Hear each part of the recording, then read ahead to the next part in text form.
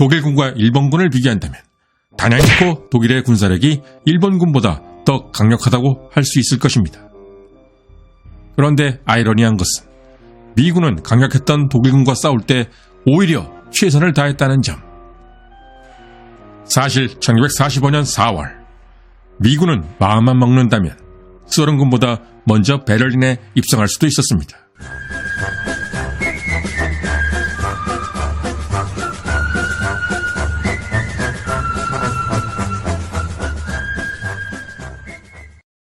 (2차) 세계대전 당시 연합국의 일원이었던 소련, 그리고 2차 대전을 승리로 이끈 스탈린. 루즈벨트 대통령에 대한 이야기에 앞서 2차 대전 당시 연합국 동맹의 일원이었던 소련의 스탈린에 대한 이야기부터 시작해야 할 것 같습니다. 솔직히 말해서 그가 히틀러보다 더 낫다고 할 수 있을 것인가? 원래 히틀러와 스탈린은 같은 편이었습니다. 1939년 9월 독일과 소련은 동서 양쪽에서 폴란드를 함께 침공했던 같은 편이었습니다. 하지만 1941년 6월 22일 히틀러의 선제 공격으로 히틀러와 스탈린은 불구대천의 왼수가 되어버리고 맙니다. 이것이 독일의 바르바로스 작전, 즉 독소전의 시작이었습니다. 그리고 이때부터 스탈린은 연합국과 한편으로 변신하였습니다. 그러나 민주주의 국가인 미국과 공산주의 국가인 소련은 한편이라기엔 뭔가 어색한 동거였습니다. 과연 이 두 나라가 끝까지 함께 갈 수 있을 것인가? 그런데 그렇게 안이하게 생각한 사람이 있었습니다. 그 사람은 다름 아닌 2차 세계대전을 승리로 이끈 미국의 루즈벨트 대통령. 전쟁 기간 루즈벨트가 보여준 카리스마와 뛰어난 리더십은 분명 연합국 승리에 커다란 역할을 했습니다. 하지만 결론부터 말하자면 스탈린은 루즈벨트보다 한 수 위인 노회한 정치인이었습니다. 그 때문인지 2차 대전 기간 내내 스탈린은 루즈벨트를 한없이 갖고 놀게 됩니다. 스탈린이 미국과 한편인 연합국이 되자 루즈벨트 대통령은 소련에게 어마어마한 지원을 하기로 결정했습니다. 이른바 랜드리스. 당연하게도 미 의회의 격렬한 반발이 있었습니다. 그러나 루즈벨트의 반응은 단호했습니다. 소련에 대한 원조는 무조건 필요하다. 스탈린 정권이 잔인하고 비민주적이라는 비판은 금지한다. 나는 연합국의 단합을 깨뜨릴 수 없다. 1941년부터 1945년 9월까지 미국이 소련에 제공한 군수 지원의 양은 항공기 14,834대, 전차 13,000대, 트럭 42만 7천대, 지프 5만 대, 철강 200만 톤, 상선 95척, 양곡 899만 톤 등 그야말로 엄청난 양이었습니다. 나중에 알게 되지만 이것은 미국이 저지른 첫 번째 실수였습니다. 그렇다면 루즈벨트 대통령은 왜 이런 실수를 저질렀던 것일까? 그는 2차 대전 승리 후에도 소련과 끝까지 함께 갈 수 있을 거라고 진짜 믿었던 것일까?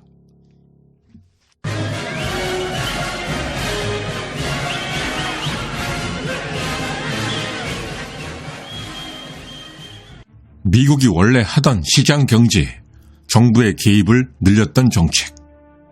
바로 루즈벨트의 뉴딜 정책. 대공황이라는 전대미문의 사태 때문에 나온 것이 뉴딜 정책이었습니다. 사실 뉴딜 정책은 순수 자본주의에서 나온 개념이라기보단 사회주의에서 나온 개념이었습니다. 따라서 뉴딜 정책을 추진했던 루즈벨트의 성향 또한 사회주의에 대해 적대감까지는 갖고 있지 않았음을 알 수가 있습니다. 다시 말해서 루즈벨트는 2차 대전 시작 전부터 소련에 대한 적대감을 갖고 있지 않았습니다. 그것을 입증하는 예를 몇 가지 들어보겠습니다. 1939년 8월 소련의 스탈린은 독일의 히틀러와 불가침 조약을 맺었습니다. 그리고 소련은 1939년 11월 30일 아무 죄도 없는 핀란드를 침공했습니다. 그럼에도 불구하고 루즈벨트는 소련에게 어떠한 경제 제재 조치도 취하지 않았습니다. 이것은 중일 전쟁을 일으킨 일본에게 경고를 보내고 강력한 경제 제재 조치를 취했던 모습과는 너무나 다른 반응이었습니다. 이런데다가 소련이 연합국의 일원이 되자 루즈벨트는 혹시라도 소련과의 관계가 악화되어 소련과의 연합국 체제가 깨질까봐 굉장한 두려움을 갖고 있었습니다. 바로 이것이 루즈벨트 대통령이 스탈린에게 한없이 유화적인 태도를 보였던 이유였습니다. 최고 지도자인 루즈벨트 대통령이 이러한 마음을 갖고 있었기에 미국은 이후 세계사의 흐름에 커다란 영향을 끼치는 엄청난 실수를 연거푸 저지르게 됩니다. 그것은 과연 어떤 것이었을까? 우선 독일의 수도 베를린의 점령을 소련군이 하도록 양해한 일을 들 수 있습니다. 미국판 전격전의 창시자라고 할 수 있는 조지 패튼 장군. 그는 루즈벨트의 이 조치를 듣고 길길이 날뛰었습니다. 사실 1945년 4월 미군은 마음만 먹는다면 소련군보다 먼저 베를린에 입성할 수도 있었습니다. 그렇다면 미국은 태평양 전쟁에서 일본을 거의 혼자서 이긴 영광뿐 아니라 유럽에서의 전쟁에서도 소련보다 상징적인 승리의 영광을 독차지했을 것입니다. 그러나 루즈벨트 대통령은 베를린을 소련군이 점령하도록 양해함으로써 2차 대전 종전 후 동유럽은 전부 소련의 영향권 아래로 놓이게 되었고 동서냉전이 시작되는 결과를 빚게 됩니다.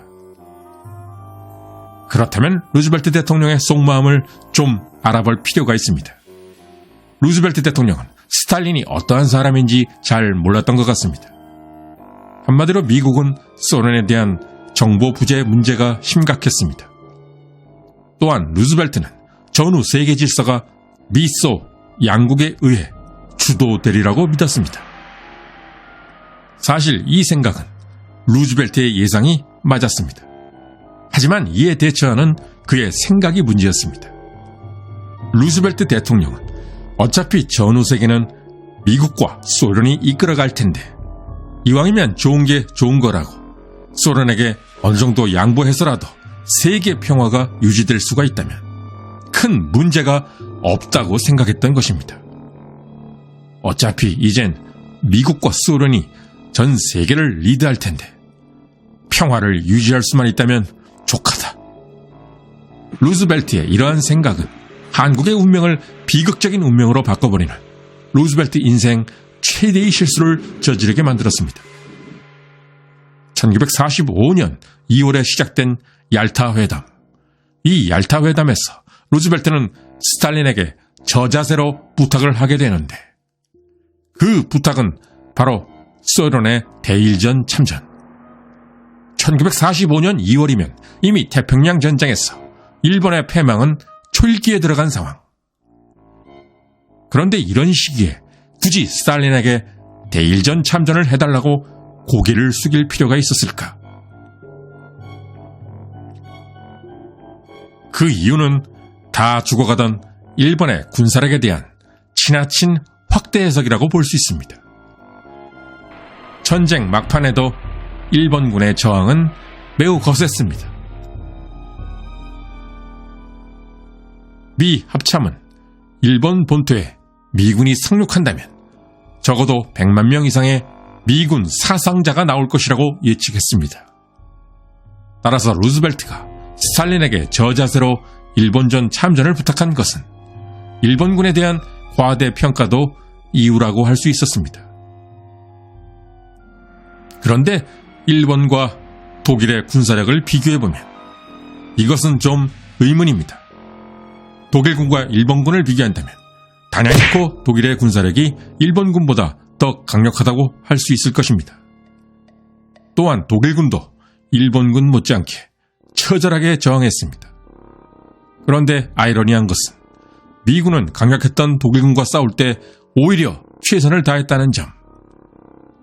이것은 우리 모두가 아는 노르망디 상륙작전을 생각해보면 알 수 있습니다. 노르망디 상륙작전은 흔히 지상 최대의 작전이라고 불립니다. 5,000척의 함대, 1만 대의 비행기, 200만 명의 군대, 미국은 수많은 장비와 인력, 그리고 물자를 아낌없이 동원했습니다. 또한 미군은 독일군과의 전투에서 인명피해가 많이 날까봐 두려워하지 않고 오직 승리만을 생각했습니다. 그런데 왜 루즈벨트는 유독 일본군과 싸우는 태평양 전쟁에서는 미군의 인명피해를 두려워하여 스탈린에게 대일전에 참전해달라고 사정을 했을까? 역시 앞서 말한 대로 루즈벨트가 스탈린과 소련에 경도되어 있었던 것이 가장 큰 이유였다고 볼 수 있을 것 같습니다. 그런데 문제는 루즈벨트의 이러한 태도가 한반도의 운명을 바꾸어버렸다는 점. 소련이 일본과 전쟁을 하면 어떤 일이 벌어질까? 그것은 필연적으로 소련이 한반도로 들어올 거라는 점입니다. 일본이 진주만을 기습 공격한 지 한 달 후인 1942년 1월 2일로 시간을 거슬러 올라가 보겠습니다. 바로 이날 이승만은 미 국무부를 방문했습니다. 한국의 임시정부를 승인해 주시오. 그래야 일본이 패망한 후 소련이 한국을 점령하는 것을 막을 수 있습니다. 이승만은 이때 벌써 소련의 위협을 경고했던 것입니다. 이승만을 만난 사람은 헐 국무장관의 보좌관 엘저 히스. 미국의 전시 동맹국인 소련을 비판하는 것은 금지합니다. 한국 문제는 일본 패망 후 결정할 문제요. 이렇게 이승만의 제안을 거절하는 엘저 히스. 그러나 오랜 시간이 흐른 후 엘저 히스는 소련의 스파이였음이 드러났습니다. 1945년 3월 1일 루즈벨트는 미 의회에서 얄타 회담의 성과를 자랑했습니다. 그러나 스탈린은 루즈벨트가 바랬던 평화를 유지할 마음이 없었습니다. 2차 대전 종전 후 스탈린은 폴란드를 통째로 지배하려는 야욕을 드러낸 것입니다. 1945년 3월 13일 루즈벨트는 측근에게 이런 말을 했다고 전해집니다. 우리는 스탈린하고 일할 수 없을 것 같아. 그는 얄타에서 나와 했던 약속들을 모두 깨뜨렸어. 그리고 한 달 뒤 루즈벨트 대통령은 사망했습니다. 2차 대전에서 미국은 나치 독일과 군국주의 일본을 박살냈지만 어찌 보면 더 위협적인 소련이라는 적을 새롭게 만들어버린 꼴이었습니다. 이외에도 루즈벨트의 이 실수는 중국의 공산화와 한반도의 분단, 끝내는 6.25 전쟁까지 초래했습니다. 또한 루즈벨트의 대실수가 남긴 후유증은 지금도 여전히 한반도에서 진행 중인 것입니다. 끝까지 시청해주신 시청자 여러분께 감사드립니다. 다음에도 유익하고 흥미로운 컨텐츠로 찾아뵙겠습니다.